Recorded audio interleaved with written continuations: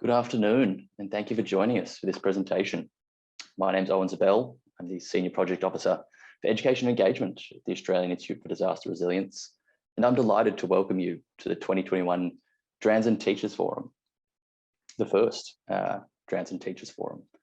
I wish to start by acknowledging that I'm hosting this event from the lands of the Wurundjeri people of the Kulin Nation. I also acknowledge the traditional custodians of various lands on which you all join us from today, and the Aboriginal and Torres Strait Islander people participating in this event. I pay my respects to elders, past, present, and emerging, and celebrate the diversity of Aboriginal peoples and their ongoing cultures and connections to the lands and waters across Australia. The Australian Institute for Disaster Resilience is the National Institute for Disaster Risk Reduction and Resilience. We collaborate across sectors to strengthen the resilience of Australian communities to disasters. ADA creates, grows, and supports a range of networks, provides opportunities for learning, development, and innovation, shares knowledge and resources to enable informed decision-making and action, and facilitates thought leadership through national conversations. For those of you who are new to the realm of disaster resilience education, it's learning about natural hazards in the local environment and the ways to keep communities safe from harm before, during, and after an emergency or disaster. It's about enabling young people with knowledge, skills, and confidence to take proactive action before, during, and after an emergency or disaster. Young people are key to increasing community resilience and are recognised as agents of change, empowering their communities, working to reduce the risk of disaster. The work that we at ADA do links not only to the National Disaster Risk Reduction Framework, but also to the Sendai Framework for Disaster Risk Reduction, to name just a few.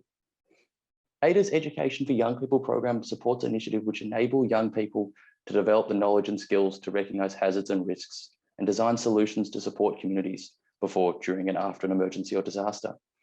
ADA is supported by a network of representatives from education, fire and emergency services, life-saving and ambulance services, local councils, and other levels of government.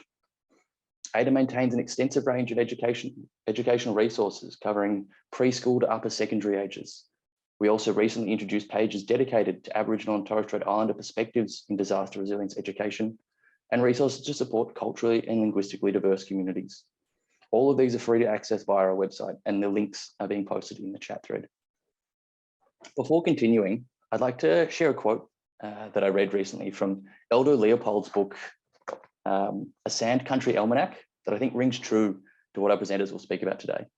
Leopold's book was published in 1949. It's a foundational text on wildlife ecology, envisioning and embracing an ethic that treats land not as a commodity, but as a community of soil, water, plants, and animals.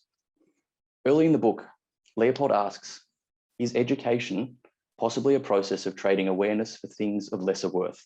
The goose who trades his is soon a pile of feathers, he says. Now, this section of the novel centers on Leopold's farm in southern Wisconsin and the migratory patterns of animals that live there, which is not exactly related to disaster resilience education.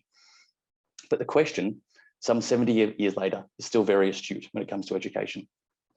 I bring this up because disaster resilience education seeks to avoid what Leopold was concerned about.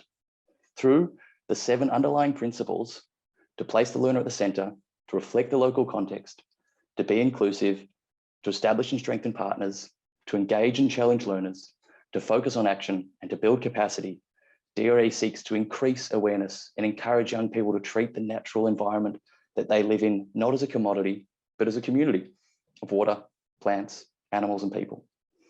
Today's event was designed as an opportunity for teachers and community educators to build their capacity and share good practice.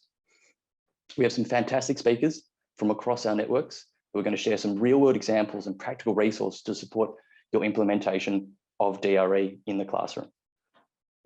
I will introduce our first speakers shortly, but before I do, I'd like to provide a few brief housekeeping notes. Today's event will be recorded and made available along with presentation slides after the event. You will be able to turn your camera on and microphone on throughout today's event. However, we do ask that you remain on mute unless you're asking a question or in the breakout rooms later in the event.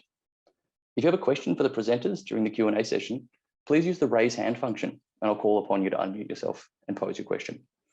I'll also keep an eye out on the chat box for any questions you'd like to send through.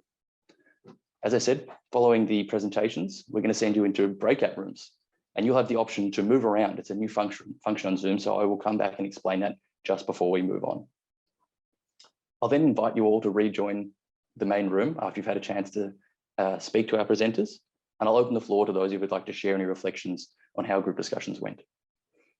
AIDA is committed to ensuring our events are inclusive, valuing diversity, and ensuring participants feel safe and respected. I encourage you all to ensure that your interactions today are respectful and respectful of everyone